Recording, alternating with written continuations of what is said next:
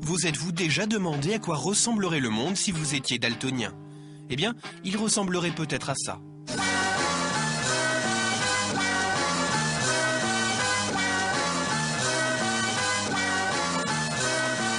Ces couleurs étranges, Jean-Baptiste a réalisé enfant que les autres ne les voyaient pas. Ça devait être lors d'une promenade en forêt avec ma famille, mes parents, et je trouvais qu'un certain nombre de végétaux avaient des couleurs un peu étranges, notamment je voyais l'herbe un peu orange.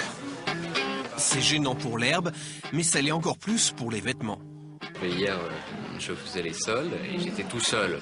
Généralement, je me fais accompagner pour pas me tromper de couleur, pour pas acheter des habits qui ont une couleur absolument saugrenue aux yeux des autres, en tout cas.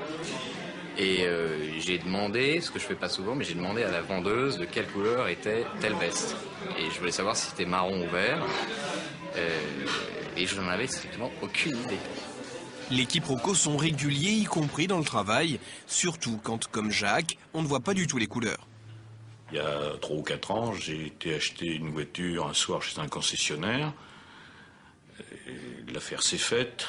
Mon chef de garage a appelé le lendemain pour me dire « Je suis à la concession, je cherche la voiture. » J'ai dit « Écoutez, elle est noire, il n'y a pas de problème, vous verrez bien. » Il me dit « On est désolé, mais de ce modèle dans le parc, il n'y a pas de voiture noire. » Il y en a une, mais elle est verte métallisée. Et effectivement, c'était une voiture vert métallisée. Les daltoniens regrettent-ils de ne pas voir comme tout le monde? Pas vraiment, semble-t-il. J'ai pas la même vision et la même perception des couleurs que les autres personnes. Donc je vois quelque chose. Bon. On dit que les animaux certains animaux voient les choses en gris. Moi, je vois peut-être les choses d'une autre façon, mais on peut pas comparer, on peut pas parler de comparaison à partir du moment où on ne connaît pas la différence avec les autres.